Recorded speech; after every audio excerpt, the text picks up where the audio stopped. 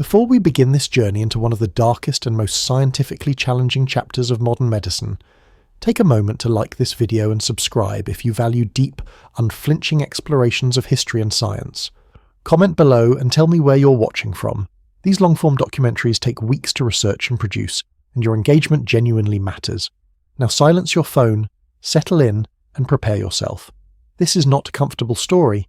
It is a story of a virus that should not exist, of a disease that rewrote the rules of medicine, of prejudice that killed as surely as any pathogen, and of a scientific puzzle so diabolically elegant that 4 decades later we still cannot solve it. This is the complete history of AIDS and why, despite all our technology and all our desperation, we still cannot cure it. The story begins not in a hospital or a laboratory, but in the humid, dense forests of Central Africa, where humans and primates have lived in uneasy proximity for millennia. Somewhere in this green cathedral of biodiversity, sometime in the early 20th century, a hunter in what is now the Democratic Republic of Congo killed and butchered a chimpanzee for meat. It was not an unusual act. Bushmeat hunting had sustained communities for generations.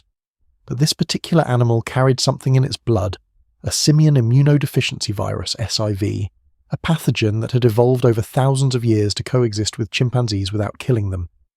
During the butchering process, the hunter's hands, already cut and abraded from the work, came into contact with the chimpanzee's blood. The virus crossed the species barrier. It entered human cells, began to replicate, and in doing so, it mutated. What had been SIV became something new, something that human immune systems had never encountered. Human immunodeficiency virus, HIV. We know this happened at least twice, creating 2 major strains, HIV-1 and HIV-2, with HIV-1 being far more virulent and ultimately responsible for the global pandemic. Genetic analysis, retrospectively applied to archived blood samples and tissue specimens, suggests that HIV-1 crossed into humans around 1908, give or take a decade or two. For decades it remained confined to isolated communities in Central Africa, spreading slowly, killing quietly, unrecognized and unnamed.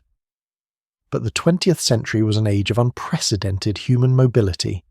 Colonial exploitation brought roads deep into previously remote regions.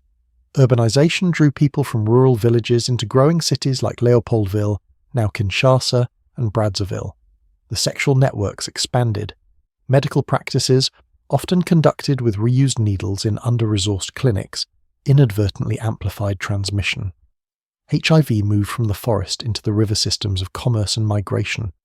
By the 1970s, the virus had reached Haiti, likely brought by Haitian professionals who had worked in the newly independent Congo and returned home. From Haiti, a nation with close economic and cultural ties to the United States, the virus made its way north, and in the dense sexual networks of certain American cities, particularly among gay men in New York, San Francisco, and Los Angeles, HIV found an environment where it could spread with terrifying efficiency, but no one knew it was there. No one was looking. The virus was silent, patient, and invisible. It could incubate in a human body for years, even a decade, before symptoms appeared. A person could be infected, infectious, and have no idea. They looked healthy, felt healthy, lived normally, all while carrying a virus that was systematically dismantling their immune system at the cellular level. By 1980, HIV was already seeded in populations across the United States, Europe, and increasingly sub-Saharan Africa. Thousands, perhaps tens of thousands, were already infected. The fuse had been lit. The world simply hadn't noticed yet. On June 5, 1981, the US Centers for Disease Control and Prevention published a brief 5-paragraph report in its Morbidity and Mortality Weekly report. The report described 5 cases of a rare type of pneumonia, pneumocystis carinii pneumonia, or PCP, in previously healthy young men in Los Angeles. All 5 were gay. 2 had already died. PCP was not a new disease, but it was exceedingly rare, typically seen only in patients whose immune systems had been deliberately suppressed, such as organ transplant recipients taking anti-rejection drugs. That 5 healthy young men would contract it simultaneously was medically baffling. Within weeks, more reports arrived. In New York and San Francisco, doctors were seeing young gay men presenting with another rare condition, Kaposi's sarcoma, a cancer that typically affected elderly men of Mediterranean or Jewish descent. But these Kaposi's cases were aggressive, spreading rapidly, covering patients' bodies with purplish lesions. And like the PCP cases, the patients' immune systems were collapsing. Their T-cell counts, a measure of immune function, were plummeting to near zero. The medical community was bewildered. Some of these men were dying within months of diagnosis, wasting away to skeletal shadows of themselves, their bodies ravaged by infections that healthy immune systems would easily repel. Physicians had never seen anything like it. The syndrome had no name yet, but it was clearly targeting the immune system itself, leaving the body defenseless against opportunistic infections and cancers. The early designations were clumsy and revealing of the prejudices of the time. It was called GERD, gay-related immune deficiency. The assumption, stated openly in medical journals and press reports, was that this was a gay disease, something intrinsic to the lifestyle of homosexual men. Wild theories proliferated. Was it caused by poppers, the amyl nitrite inhalants popular in gay nightclubs? Was it the result of immune system overload from multiple sexually transmitted infections? Was it, as some moralists suggested with barely concealed satisfaction, divine punishment for sexual deviance? But the GRID hypothesis quickly fell apart. By late 1982, the syndrome was being diagnosed in haemophiliacs who had received blood transfusions, in intravenous drug users, in Haitian immigrants, and in heterosexual women. This was not a gay disease. This was something that spread through blood and sex, something transmissible, something infectious. In September 1982, the CDC officially renamed the condition Acquired Immune Deficiency Syndrome, AIDS. The cases multiplied with horrifying speed. By the end of 1981, 270 cases had been reported in the United States, with 121 deaths. By the end of 1982, over 1,000 cases and nearly 500 deaths. By the end of 1983, over 3,000 cases and nearly 1,300 deaths. The doubling time was terrifyingly short. Epidemiologists recognized the pattern. This was an exponential epidemic, and it was a uniquely cruel disease. AIDS did not kill quickly like a heart attack or slowly like cancer with time for preparation. It killed in stages. First came the infection, often unnoticed, sometimes accompanied by a brief flu-like illness. Then came years of apparent health, the latency period, during which the virus silently replicated and the immune system slowly weakened. Then came the AIDS diagnosis itself, typically triggered when the patient developed one of the defining opportunistic infections: PCP, toxoplasmosis, cryptococcal meningitis, cytomegalovirus, or one of the AIDS-defining cancers like Kaposi's sarcoma or invasive cervical cancer. From AIDS diagnosis to death, the trajectory was usually 1 to 2 years, sometimes less. Patients wasted away, losing massive amounts of weight in what was called slim disease in Africa. They went blind from CMV retinitis. They developed dementia as the virus attacked the brain. They were covered in painful lesions, racked by diarrhea and fevers, suffocated by pneumonia. And medicine could do almost nothing. There were no antiviral drugs, no vaccines, no treatments beyond managing symptoms and trying desperately to fight off the opportunistic infections with antibiotics and antifungals that often barely helped. Hospitals created AIDS wards, and they were chambers of horror. Young men in their 20s and 30s, who should have been in the prime of their lives, lay dying in isolation rooms. Many healthcare workers, terrified of contagion and steeped in homophobia, refused to care for them. Families disowned patients, leaving them to die alone. Funeral homes refused to handle their bodies. Landlords evicted them. Employers fired them. The disease carried a stigma more toxic than the virus itself. In the gay communities of San Francisco, New York, and Los Angeles, the impact was apocalyptic. Entire social networks were being decimated. Men watched their lovers, their friends, their ex-boyfriends die and knew they would likely be next. Memorial services became a weekly ritual. The obituary pages of gay newspapers grew longer and longer. Survivors' guilt became endemic. The community was traumatized, terrorized, and enraged. And the government was silent. President Ronald Reagan, 6 months into the epidemic, had not uttered the word AIDS publicly. Federal funding for research was minimal. The response was characterized by indifference at best, hostility at worst. To many in power, This was a disease of the marginalized, the disposable, the morally suspect. Why should the government spend resources on gay men and drug users? But the virus did not care about politics or prejudice. It was spreading, mutating, adapting, and moving into populations far beyond the initial epicenters. And still, no one knew what caused it. The search for the causative agent of AIDS was one of the most intense and competitive episodes in modern medical research. Teams across the United States and Europe worked frantically, driven by the mounting death toll and the scientific challenge.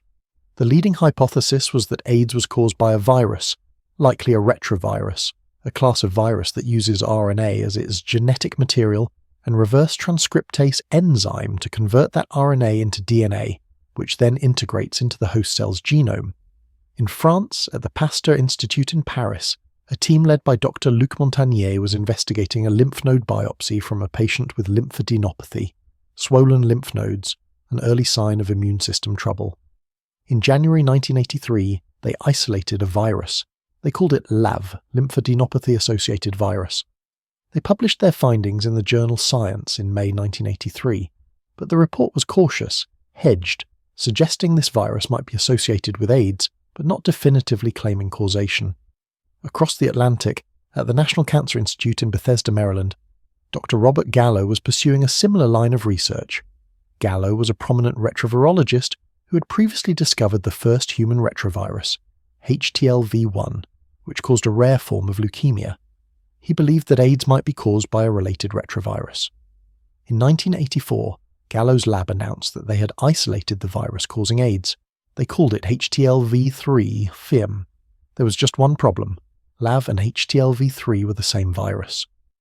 The scientific community quickly realized that Montagnier and Gallo had discovered the same pathogen. What followed was a bitter, protracted dispute over priority and credit. Gallo claimed independent discovery.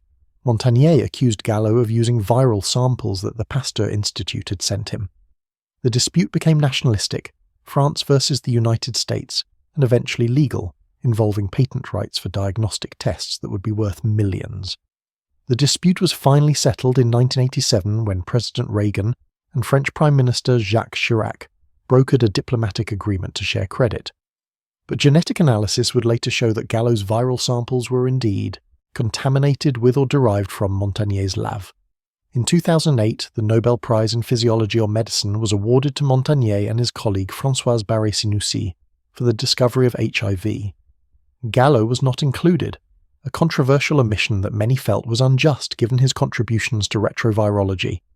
Regardless of the priority dispute, by 1984, the causative agent was identified and named human immunodeficiency virus. The name itself was revealing. This was a virus that specifically targeted the human immune system, rendering it deficient, unable to perform its fundamental function of defending the body against infection.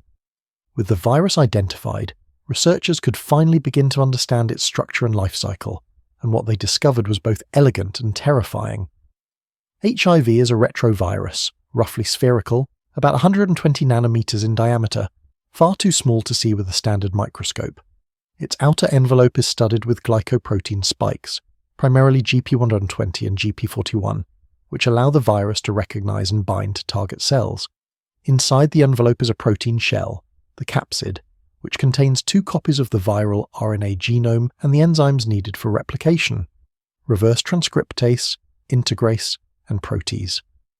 The virus's primary target is the CD4 C-cells T cell, a type of white blood cell that plays a central coordinating role in the immune response.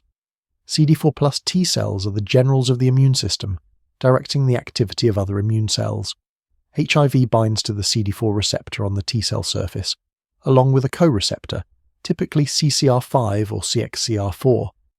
Once bound, the virus fuses with the cell membrane and injects its contents into the cell. Inside the cell, reverse transcriptase converts the viral RNA into DNA. This is a sloppy process. Reverse transcriptase makes frequent errors, about 1 mistake per 10,000 nucleotides copied. For a virus with a genome of about 10,000 nucleotides, this means that nearly every new viral particle has at least 1 mutation. This extraordinary mutation rate would become one of HIV's most diabolical features. The newly created viral DNA is then transported into the cell's nucleus, where the enzyme integrase splices it into the host cell's chromosomes. The virus is now part of the cell's own genetic code. This is called proviral integration, and it is permanent. From this point on, every time the infected cell divides, it copies the viral DNA along with its own. The cell has been turned into a virus factory. When the provirus is activated, the cell's machinery begins transcribing the viral genes and translating them into proteins. New viral particles assemble, bud from the cell surface, and are released to infect more cells. The protease enzyme cleaves viral proteins into their functional forms, a crucial step in creating infectious virions.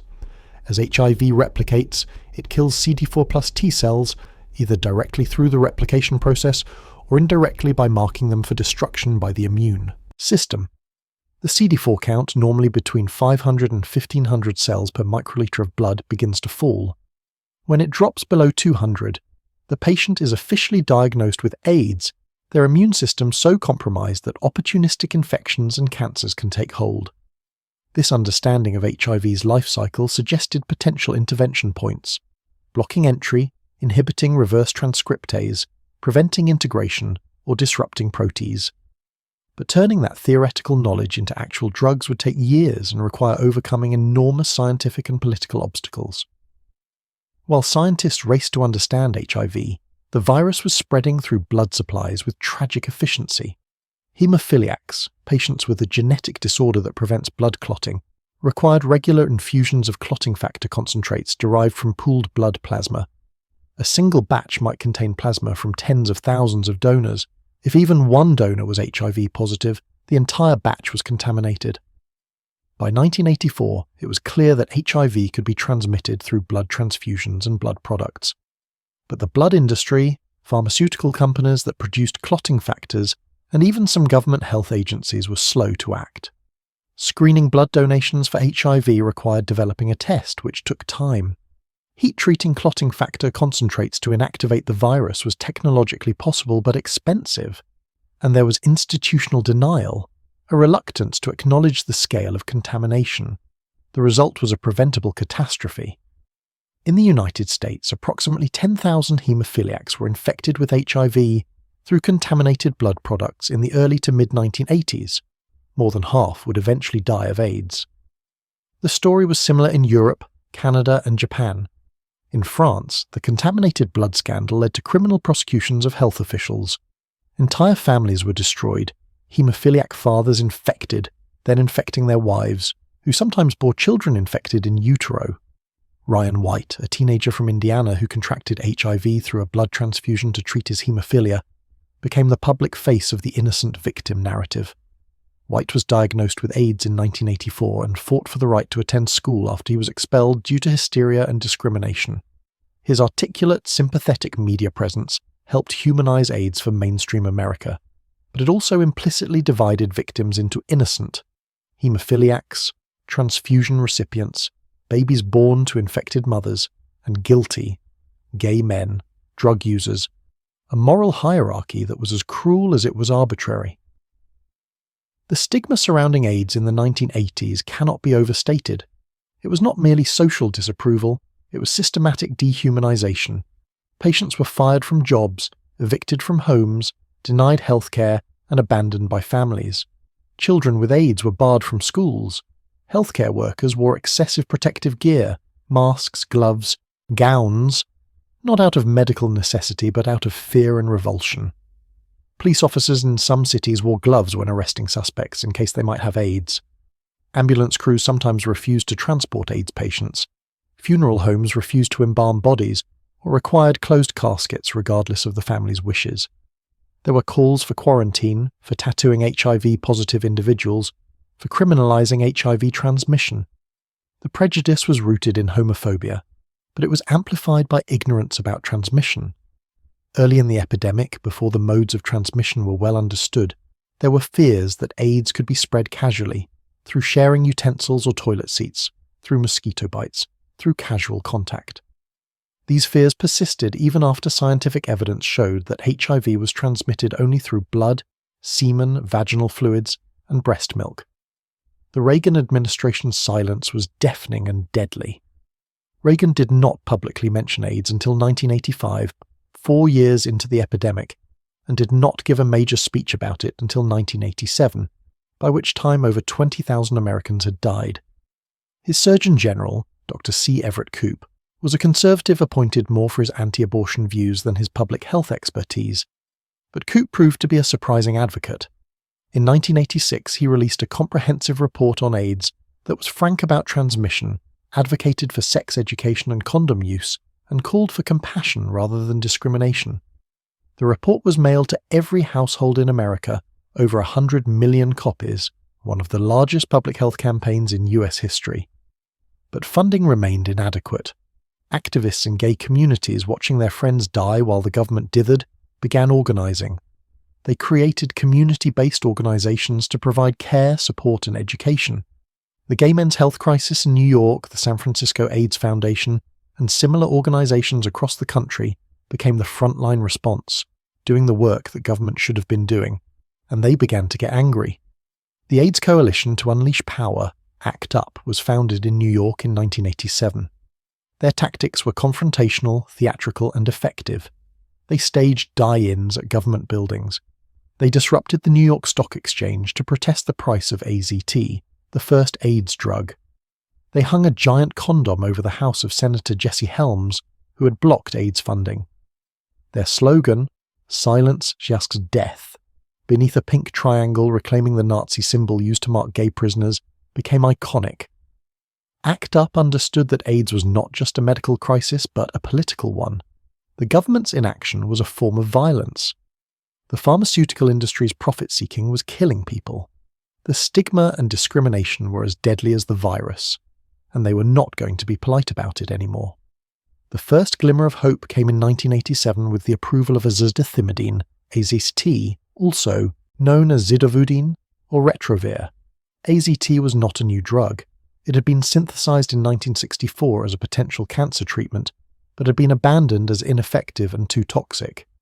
In 1985, researchers discovered that AZT inhibited HIV's reverse transcriptase enzyme, preventing the virus from converting its RNA into DNA. Clinical trials were fast-tracked. The results, while modest, were significant. AZT appeared to slow disease progression and extend survival, at least temporarily. In March 1987, the FDA approved AZT, the fastest drug approval in the agency's history up to that point. It was a breakthrough, the first drug specifically for HIV/AIDS. But AZT had serious problems. The drug was highly toxic, causing severe side effects including nausea, anemia, and muscle wasting. The dosing regimen, initially approved, done 200 mg per day, was later found to be far too high, causing more harm than necessary, and the drug was obscenely expensive. Burroughs Wellcome, the company that held the patent, priced AZT at approximately $10,000 per year per patient, making it one of the most expensive drugs in history. The pricing sparked outrage, particularly since much of the research leading to AZT's development had been publicly funded. ACT UP targeted Burroughs. Welcome with protests, and eventually the company reduced the price, though it remained prohibitively expensive for many. More troubling, AZT was not a cure. It slowed the virus but did not stop it, and within months or years the virus developed resistance. HIV's high mutation rate meant that drug-resistant variants inevitably emerged. A patient on AZT might experience improvement for a year or two, but then the virus would adapt and disease progression would resume. The search continued for additional drugs. In the early 1990s, other nucleoside reverse transcriptase inhibitors, NRTIs, were approved. DDI, didenosine, DDC, zalcitabine, D4T, stavudine. Each had similar problems, significant toxicity, and eventual viral resistance. Combination therapy with 2 NRTIs was somewhat more effective than monotherapy, but it was still not enough. Patients were living longer than in the early days of the epidemic, but most still progressed to AIDS and died. By the mid-1990s, the AIDS epidemic in the United States and Europe had claimed hundreds of thousands of lives. In 1995, AIDS was the leading cause of death for Americans aged 25 to 44.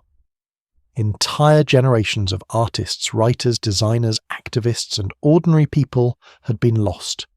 The cultural impact was incalculable. Meanwhile, in sub-Saharan Africa, where the epidemic was far worse but received far less attention, millions were already infected, and death tolls were beginning to rival those of historic plagues. The scientific community understood the problem. HIV's rapid mutation meant that monotherapy or even 2 drug regimens could not suppress the virus long enough. Resistance would always emerge. What was needed was a completely different approach, a way to attack the virus at multiple points simultaneously, overwhelming its ability to mutate and escape. That approach came in 1995, with the introduction of a new class of drugs, protease inhibitors. Protease inhibitors, PIs, work differently from NRTIs.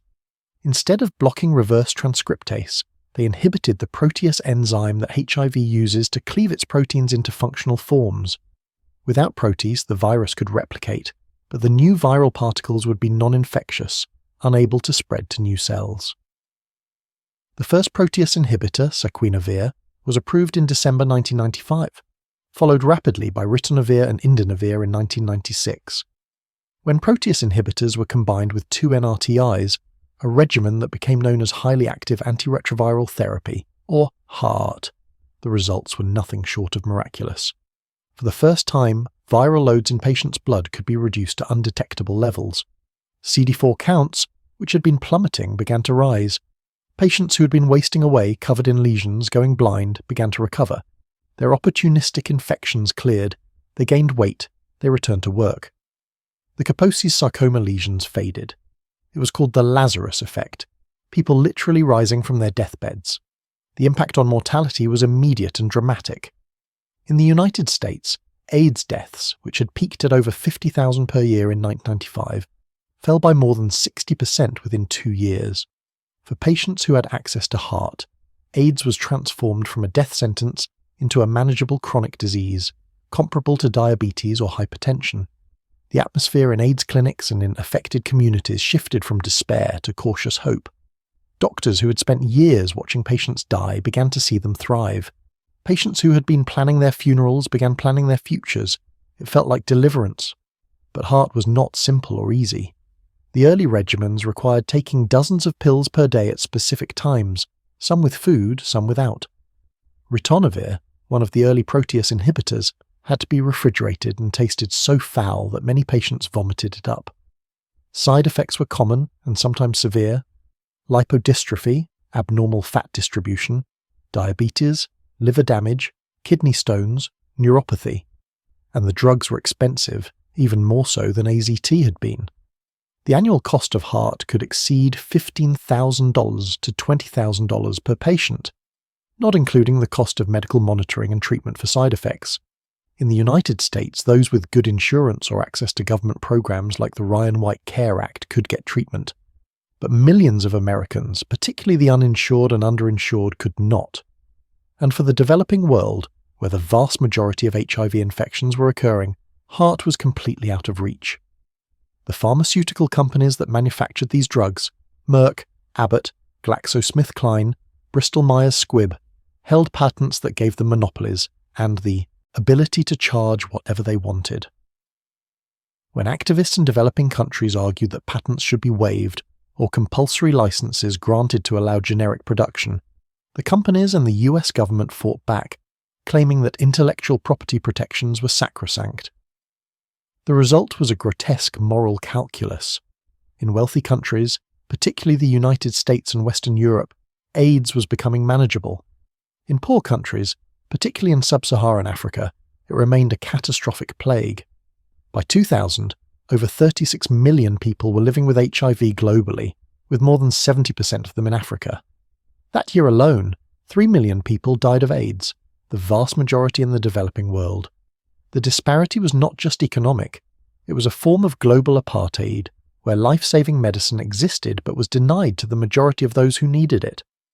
While the epidemic in the United States and Europe was entering its chronic management phase thanks to HAART, sub-Saharan Africa was experiencing the worst plague in human history since the Black Death. HIV had been spreading silently in Africa since at least the 1970s, and by the 1990s, entire countries were being consumed. The statistics are almost incomprehensible. In Botswana in the late 1990s, nearly 40% of adults aged 15-49 were HIV positive. In South Africa, Zimbabwe, Lesotho and Swaziland, prevalence rates exceeded 20-30%. In some communities, the majority of adults were infected. Life expectancy, which had been rising steadily thanks to improvements in public health, plummeted. In Botswana, life expectancy fell from 65 years in the early 1990s to 49 years by 2000. An entire generation's progress in development was being erased. The reasons for Africa's catastrophic epidemic were complex and rooted in poverty, gender inequality, conflict and weak health systems.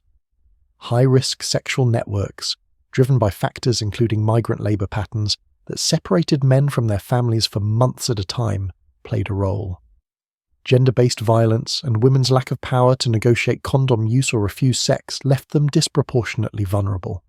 In some countries, more than 60% of new infections were among women and girls. Cultural practices, such as widow inheritance and polygamy, sometimes facilitated transmission, though these factors were often overemphasized by outsiders, while structural issues like poverty were downplayed. Conflict and instability, particularly in countries like Uganda, the Democratic Republic of Congo, and Rwanda, created conditions where sexual violence and disruption of health services accelerated spread. And then there was denial. In South Africa, President Thabo Mbeki, who took office in 1999, embraced AIDS denialism, questioning whether HIV caused AIDS and promoting unproven alternative treatments while blocking the rollout of antiretroviral therapy. His health minister, Manto Tshabalala Msimang, infamously promoted garlic, beetroot and lemon juice as AIDS treatments. The policy cost an estimated 330,000 lives. It was one of the most devastating public health policy failures in modern history. The epidemic's impact on African societies was total. It killed teachers, doctors, nurses, civil servants, farmers, parents, leaving millions of orphans. Schools closed because there were no teachers. Hospitals were overwhelmed, then emptied as healthcare workers themselves died. Agricultural production fell as farmers grew too sick to work. Economic development stalled or reversed. Stigma in Africa was, if anything, worse than in the West. To be HIV positive was to be assumed promiscuous, immoral, cursed. Families hid sick relatives in back rooms. Women who tested positive were beaten or abandoned by their husbands. Children were ostracized. The combination of a deadly disease and profound social rejection created a landscape of suffering that defies description, and for over a decade the international response was woefully inadequate. The World Health Organization's initial programs were underfunded and ineffective. Western governments, focused on their own epidemics, provided minimal assistance to Africa. When the United Nations finally launched the Joint United Nations Programme on HIV/AIDS, UNAIDS, in 1996, it was a step forward, but still insufficient given the scale of the crisis. The argument against providing HAART to Africa was that Africans couldn't be trusted to take complex medication regimens properly, that money would be better spent on prevention, that it was simply too expensive. These arguments were rooted in paternalism and racism. Africans were no less capable of adhering to treatment than anyone else, but they were denied the chance to prove it. The tide began to turn in the early 2000s, driven by activism, moral outrage, and the recognition that allowing millions to die when treatment existed was unconscionable. In 2001, at the WTO Ministerial Conference in Doha, developing countries won a landmark decision affirming their right to use compulsory licensing to produce or import generic versions of patented drugs during public health emergencies. Generic manufacturers, particularly in India and Brazil, began producing HAART combinations for a fraction of the cost of the brand-name drugs, as low as $350 per patient per year, compared to $10,000, $15,000 for brand-name drugs. The Clinton Health Access Initiative and the Global Fund to Fight AIDS, Tuberculosis and Malaria, launched in 2002, began pooling resources and negotiating lower prices. In 2003, President George W. Bush announced the President's Emergency Plan for AIDS Relief, PEPFAR, committing $15 billion over 5 years to combat HIV/AIDS globally, particularly in Africa. Despite Bush's many failures, PEPFAR was a genuine achievement, arguably saving millions of lives by funding treatment programs, prevention efforts, and health system strengthening. By the late 2000s, millions of Africans were finally receiving heart. Clinics that had been morgues became places of hope. Life expectancy began to rise again. Children stopped becoming orphans at the previous catastrophic rates. It was not a solution, the epidemic continued, and millions more would become infected, but it was a reprieve, a demonstration that treatment was possible even in resource-limited settings. By the early 2000s, heart could suppress HIV to undetectable levels in the blood and allow patients to live relatively normal lives. But suppression is not cure. Stop the drugs, and within weeks the virus roars back. This raised a fundamental question that continues to haunt HIV research. Where does the virus hide, and why can't we eliminate it? The answer lies in one of HIV's most diabolical features, the latent reservoir. When HIV infects a CD4+ T cell, most of the time, the cell becomes a virus factory and is quickly destroyed. But a small percentage of infected cells, perhaps 1 in a million, don't immediately produce virus. Instead, they revert to a resting state, a memory T cell which can live for years or even decades. The viral DNA is integrated into the cell's genome, but it's transcriptionally silent, dormant. These latently infected cells are invisible to the immune system. They're not producing viral proteins that would mark them for destruction, and they're invisible to antiretroviral drugs, which only work on actively replicating virus. The cell just sits there, indistinguishable from any other resting memory T cell, carrying a genetic time bomb. The size of this reservoir is small. Estimates suggest around 1 million latently infected cells in a person's body, but it's enough. If antiretroviral therapy is stopped, even one latently infected cell, when it eventually reactivates, can reignite the entire infection. This reservoir is established very early, within days of initial infection, long before most people would even know they're infected or start treatment, and it's long-lived. Studies of patients who have been on heart for decades show that the reservoir decays incredibly slowly, with a half-life estimated at 44 months or longer. At that rate, it would take more than 70 years of continuous suppressive therapy to eliminate the reservoir through natural decay alone. But the problem is even worse than simple persistence. The reservoir is not just in the blood. Latently infected cells are scattered throughout the body, in lymph nodes, in the gut, in the brain, in the genital tract, in bone marrow. These anatomical reservoirs are difficult to access with drugs and even harder to monitor. And then there's the problem of clonal expansion. Some latently infected cells, as they naturally divide over time, create identical copies of themselves, each carrying the same integrated HIV DNA. Recent research has shown that a significant portion of the latent reservoir consists of these clonally expanded cells, some carrying thousands of identical copies. This means the reservoir can actually maintain or even expand its size without any new infections occurring. The existence of the latent reservoir means that every cure strategy must solve multiple problems simultaneously. You need to identify every single latently infected cell in the body, wake them up from their dormant state so they produce viral proteins, ensure the immune system or drugs can recognize and destroy them, and do all of this without killing the patient or causing unacceptable side effects. It's a needle in a haystack problem, except the needle can replicate itself, and there are millions of haystacks scattered throughout the body. Several cure strategies have been attempted. The shock and kill approach. The idea is to use latency-reversing agents, drugs that can wake up dormant infected cells, causing them to produce viral proteins. Once producing virus, these cells would theoretically become visible to the immune system, or could be killed by antiretroviral drugs. Dozens of latency-reversing agents have been tested, from cancer drugs like HDAC inhibitors to immune stimulants.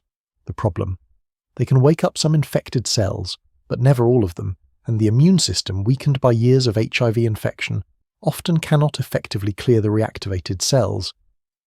The block and lock approach. Instead of trying to eliminate latently infected cells, this strategy aims to permanently silence the integrated HIV DNA, keeping it locked in a dormant state forever.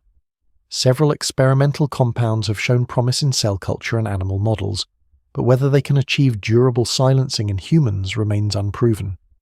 Gene therapy. Inspired by the case of Timothy Ray Brown, the Berlin patient, researchers have tried to recreate his cure through gene editing. Brown, an HIV-positive American living in Germany, developed leukemia in 2006. His oncologist, Dr. Gero Hutter, gave him a bone marrow transplant to treat the cancer, but Hutter deliberately chose a donor with a rare genetic mutation, a deletion in the CCR5 gene, one of the co-receptors HIV uses to enter cells. People with 2 copies of this mutation, about 1% of people of Northern European descent, are naturally resistant to most strains of HIV. After the transplant, Brown's entire immune system was replaced with cells that were HIV resistant. He stopped taking antiretroviral drugs. Weeks passed, then months, then years. The virus never came back. He had been cured. Brown lived HIV-free until his death from leukemia in 2020, 13 years after his transplant. A second patient, Adam Castillejo, the London patient, was cured through the same method in 2016. These cases proved that HIV cure is possible, but bone marrow transplants are extraordinarily dangerous procedures with mortality rates of 10–20%. They require nearly destroying the patient's immune system with chemotherapy or radiation, and are only justified when treating life-threatening cancers. They cannot be scaled to treat the tens of millions of people living with HIV. But what if you could edit a patient's own cells to create the CCR5 mutation artificially? That's the promise of CRISPR and other gene editing technologies. Remove some of the patient's T cells or stem cells, edit them in the laboratory to knock out CCR5, expand them and infuse them back into the patient. Early trials are underway, but significant challenges remain. The editing efficiency is imperfect. The edited cells must persist and function long-term, and there are safety concerns about off-target effects, where the editing machinery accidentally cuts the wrong part of the genome. Therapeutic vaccines. Unlike preventive vaccines given to healthy people, therapeutic vaccines would be given to people already infected to boost their immune response against HIV. The goal is to train the immune system to recognize and destroy infected cells, particularly those harboring latent virus. Several candidates have been tested, but none has yet proven effective enough to allow patients to stop antiretroviral therapy. Broadly neutralizing antibodies. A small percentage of people with HIV naturally develop antibodies that can neutralize many different strains of the virus. These broadly neutralizing antibodies, or BNAbs, can be isolated, produced in large quantities, and infused into patients. Some studies have shown that BNAbs can reduce viral load and may help clear infected cells, but so far they have not been able to eliminate the reservoir entirely. The scientific challenge is compounded by HIV's genetic diversity. The virus exists as a swarm of variants within each infected person, constantly mutating. Globally, HIV has diversified into multiple subtypes and recombinant forms. A cure that works for one subtype might not work for another. A strategy that clears the reservoir in blood might not reach sanctuary sites in the brain or lymph nodes. And all of this research is expensive, time-consuming, and limited by the number of volunteers willing to participate in risky experimental studies. Unlike cancer, where patients facing imminent death may accept almost any experimental risk, people with well-controlled HIV on heart are generally healthy and understandably cautious about cure trials that might involve stopping effective treatment or undergoing invasive procedures. After 4 decades of research, billions of dollars spent, and countless brilliant minds devoted to the problem, we still do not have a cure. We have suppression, management, survival, but not eradication. The virus remains, dormant but ineradicable, a molecular ghost haunting the genome of millions. If cure remains elusive, prevention offers hope. The mantra in public health became, we cannot cure our way out of this epidemic, but we can prevent our way out. The first major breakthrough in prevention came from an unexpected source: treatment itself. Studies in the mid-2000s demonstrated conclusively that antiretroviral therapy not only helped infected individuals but also dramatically reduced their ability to transmit the virus. A person with an undetectable viral load is, for all practical purposes, non-infectious. This led to the concept of treatment as prevention, TASP, and the revolutionary slogan, undetectable, untransmittable, or use-us-you. This finding transformed the ethics and strategy of HIV treatment. Treating infected individuals was no longer just a matter of individual health. It was a public health intervention that broke chains of transmission. Countries that achieved high rates of diagnosis and treatment saw dramatic declines in new infections. But treatment only works if people know they're infected, and for decades, many people with HIV didn't know their status until they became symptomatic. Expanded testing initiatives, including routine opt-out testing in healthcare settings and community-based testing programs, aim to diagnose infections earlier. The second prevention breakthrough was pre-exposure prophylaxis, or PrEP. The idea was simple but radical: give antiretroviral drugs to HIV-negative people at high risk of infection, creating a chemical barrier against the virus. The key trial was iPrex, published in 2010, which showed that a daily pill containing tenofovir and emtricitabine, marketed as Truvada, reduced HIV infection risk by 44% overall and by more than 90% in participants who took the medication consistently. The FDA approved Truvada for PrEP in 2012. PrEP works remarkably well when taken as directed. A person taking daily PrEP has near-complete protection against sexual HIV transmission. For men who have sex with men, for sex workers, for people in serodiscordant relationships, where one partner is positive and one is negative, for anyone at substantial risk, PrEP offers a level of protection that was unimaginable in the early days of the epidemic. But uptake has been slow and inequitable. In the United States, PrEP is expensive without insurance, costing over $2,000 per month, though patient assistance programs have made it more accessible. Stigma remains a barrier. Taking PrEP requires acknowledging that you're at risk, which can be psychologically difficult. Healthcare providers, particularly in conservative areas, have been slow to prescribe it. And awareness is limited, particularly among populations that would benefit most. Globally, PrEP availability is even more limited. Generic versions of tenofovir, emtricitabine are inexpensive, as little as $40–60 per year, but distribution networks are weak, and many countries have been slow to approve and implement PrEP programs. This is unconscionable, given that sub-Saharan Africa, where PrEP could have the greatest impact, remains the epicenter of new infections.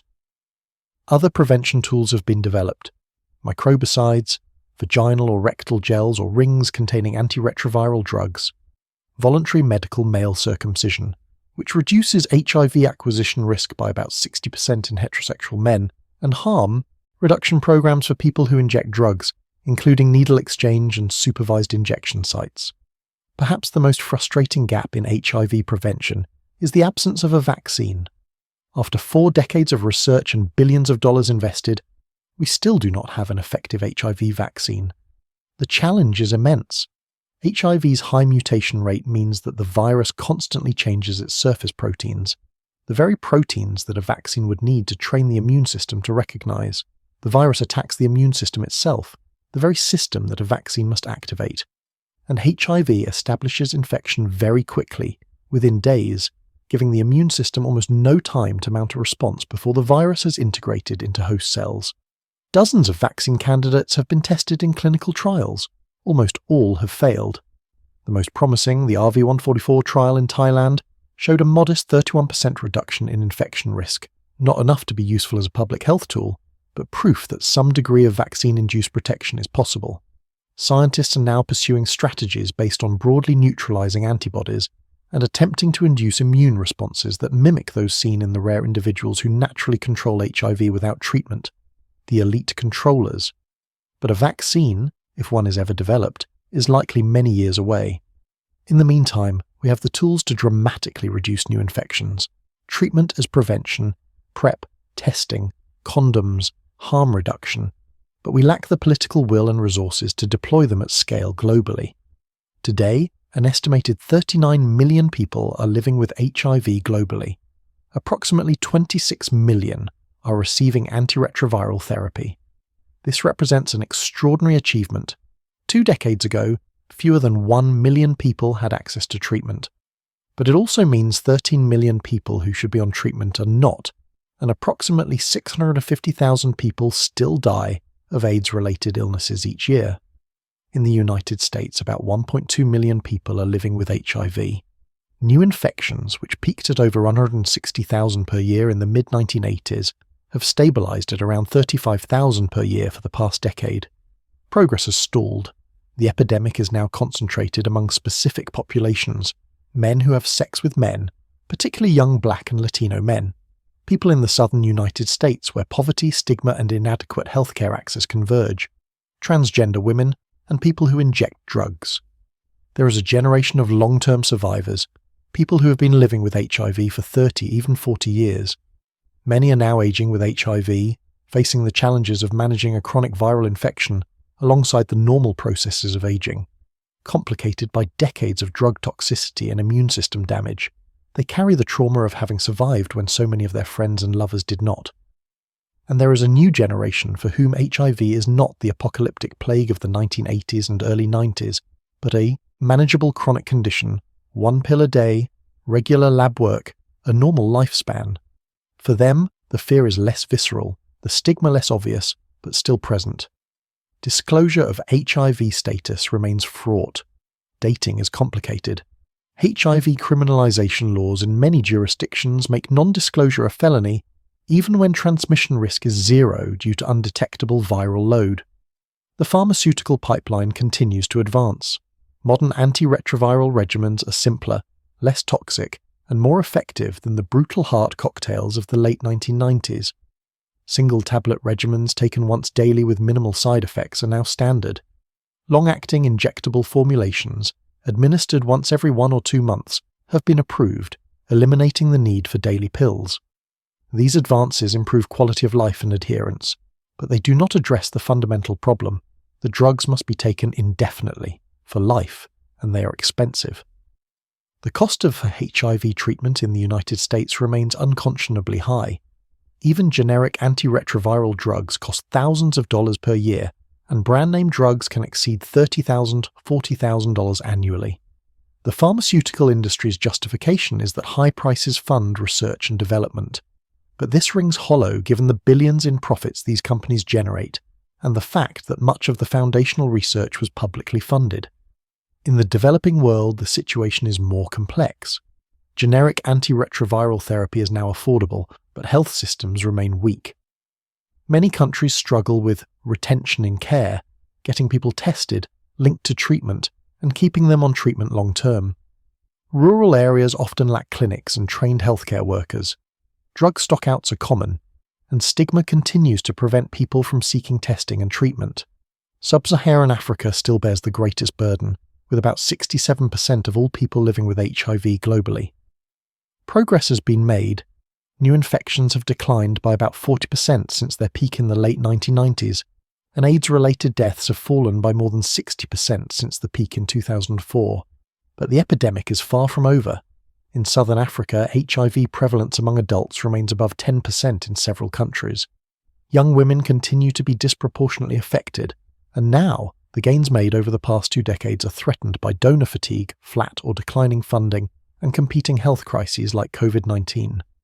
The COVID-19 pandemic disrupted HIV services globally. Lockdowns prevented people from reaching clinics. Drug supply chains were interrupted. Testing and prevention services were paused or scaled back. The long-term impact on HIV incidence and mortality is still being assessed, but it is undoubtedly negative. And there is the cruel irony that the infrastructure, knowledge, and political will mobilize to respond to COVID-19. The billions of dollars invested in vaccine development, the emergency regulatory pathways, the global coordination, dwarfed what has been invested in HIV over 4 decades. COVID-19, which primarily affected wealthy countries and their economies, received an emergency response. HIV, which has killed over 40 million people but disproportionately affects the poor and marginalized, has never received the same urgency. The history of AIDS is not just a medical or scientific history. It is a moral history, a record of how societies respond to disease, how they choose who deserves care and who deserves condemnation, how prejudice and profit can kill as surely as any virus. In the early years of the epidemic, governments could have responded with urgency, funding, compassion, and public health expertise. Instead, they responded with silence, stigma, and neglect. Thousands died who did not have to die, not because medicine was powerless, but because society chose not to act. The blood industry could have acted swiftly to screen donations and heat-treat products when the risk of HIV transmission became clear. Instead, they prioritized profit margins and downplayed risks. 10,000 haemophiliacs paid with their lives. pharmaceutical companies could have priced life-saving antiretroviral drugs affordably, ensuring global access. Instead, they maximized profits, enforced patents, and fought against generic competition. Millions in the developing world died waiting for treatment that existed but was denied to them. Healthcare systems could have treated AIDS patients with the same professionalism and compassion as any other patients. Instead, many providers refused care, discriminated, and abandoned those who needed them most. Societies could have recognized that the people dying, gay men, drug users, sex workers, the poor, black and brown communities, were human beings deserving of dignity, care, and mourning. Instead, they were scapegoated, demonized, and blamed for their own suffering. But the history also contains moments of extraordinary courage, compassion, and solidarity. The activists of ACT-EP who fought for their lives and the lives of their community with intelligence, creativity, and rage. The physicians, nurses, and caregivers who did not turn away, who held patients' hands and fought for them even when medicine had little to offer. The scientists who devoted their careers to understanding and combating a virus that seemed invincible. The volunteers and community organizations that created a safety net when governments failed. The AIDS epidemic revealed the fractures in our societies, the homophobia, the racism, the indifference to suffering when it occurs in marginalized communities. But it also catalyzed movements for justice, for healthcare access, for the recognition that health is a human right, not a commodity for those who can afford it. The gains in HIV treatment and prevention that we have today were not inevitable. They were fought for, demanded, and won through decades of activism, advocacy, and refusal to accept that any group of people is disposable. We return to the question posed at the beginning. Why, after 4 decades, tens of billions of dollars in research, and extraordinary scientific progress, can we still not cure AIDS? The answer is layered.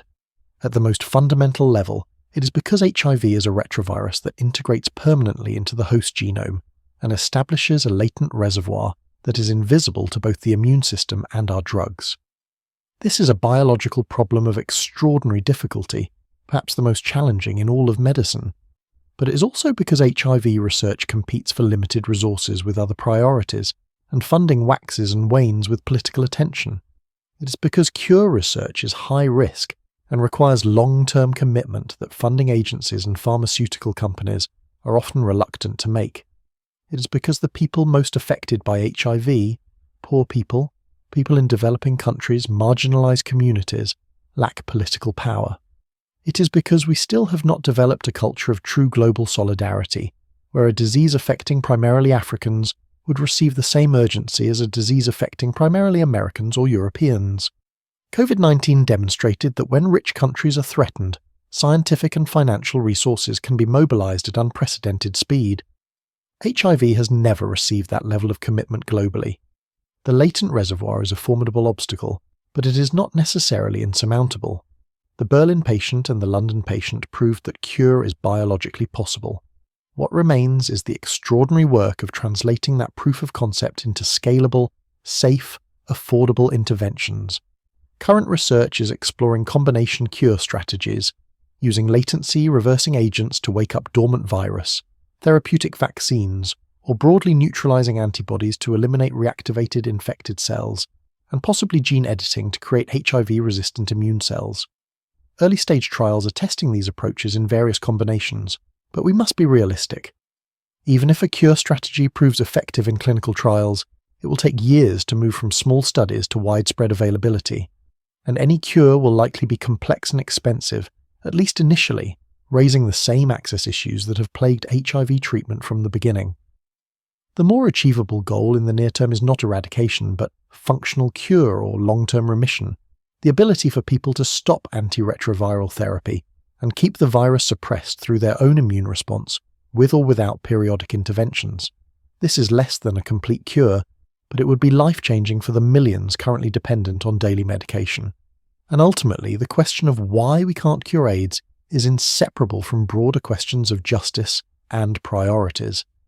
If curing HIV were truly a global priority, if the resources devoted to military spending or corporate subsidies were redirected toward health research, if pharmaceutical companies operated on a non-profit model for essential medicines, if political will match the scale of suffering, Would we have a cure by now?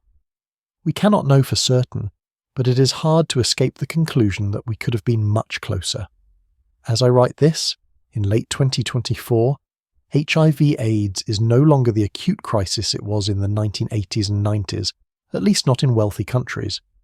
It has faded from public consciousness, overtaken by newer pandemics and concerns. For many, particularly younger generations, AIDS is history, something their parents or grandparents lived through, not a present reality. But for the nearly 40 million people living with HIV globally, it is very much a present reality. It is a daily pill or monthly injection, taken for life. It is the fear of disclosure, of rejection, of being reduced to a diagnosis. It is the financial burden of treatment. It is the grief of a generation lost. It is the knowledge that the virus remains in your body, dormant but ineradicable, waiting. The scientific story of HIV is a story of astonishing ingenuity and incremental progress. We have turned a universally fatal disease into a manageable chronic condition. We have developed prevention tools that work. We have extended and saved tens of millions of lives. These are extraordinary achievements, but they are incomplete. We have not cured AIDS. We have not made treatment universally accessible. We have not eliminated the stigma. We have not achieved the end of AIDS that has been promised repeatedly over the past decade. The persistence of HIV teaches us humility about the limits of medical science. Nature is indifferent to our timelines and our needs. A virus that evolved by chance to exploit a vulnerability in our immune system does not care about our desperation to eliminate it. It simply exists, replicates, mutates, persists. But the persistence of AIDS-related suffering and death, particularly in the developing world, teaches us something else, that the greatest obstacles are not always biological. They are political, economic, and moral. We have the tools to end AIDS as a public health threat, the treatment, the prevention, the knowledge. What we lack is the will to deploy them equitably and the commitment to ensure that no one is left behind. The history of AIDS is a story still being written. It is not yet a story of triumph, though there have been triumphs. It is not yet a story with a clear ending. What it is, undeniably, is a story of human suffering on a catastrophic scale, of medical mystery and scientific persistence, of activism and advocacy forcing change, of failures of leadership and compassion, and of a virus that remains, for now, one step ahead of our attempts to eliminate it. The young men who died in 1981 with a disease that had no name, the haemophiliacs infected through blood products, the millions of Africans denied treatment for decades, the activists who fought when governments failed, the scientists still searching for a cure, they are all part of this unfinished story.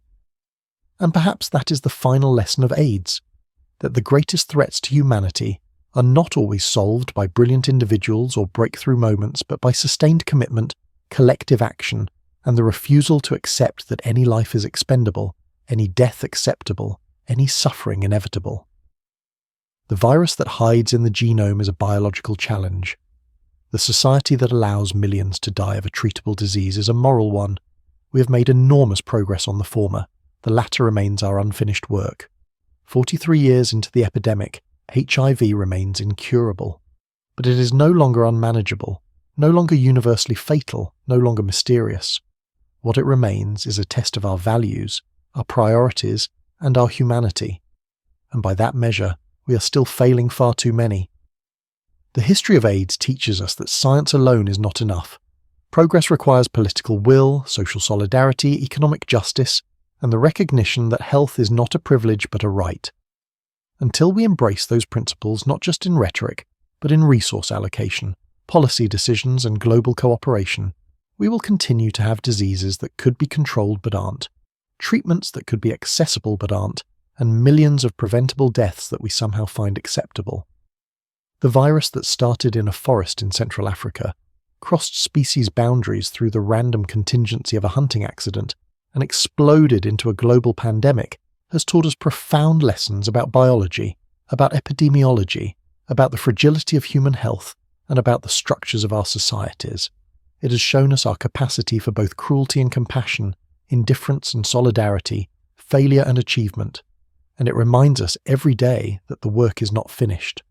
Not while 650,000 people still die each year, not while 13 million people lack access to treatment, not while new infections continue, not while stigma persists, and not while the virus remains, latent but undestroyed, in millions of human genomes, waiting. The complete history of AIDS is incomplete. The final chapter cannot yet be written. Whether that chapter will be titled Eradication, Control, or Ongoing Crisis depends on choices we make now, resources we allocate, and priorities we set. The virus has given us its answer. It will persist unless we force it into extinction. The question is whether we, collectively as a global society, have the determination to finish what we started 4 decades ago. For now, the virus hides, the epidemic continues, and the cure remains elusive. But the search goes on, and it must. Because every person living with HIV deserves not just treatment, but the possibility of true freedom from the virus. And every person at risk deserves the chance to never become infected in the first place. That is the world we have not yet built but must.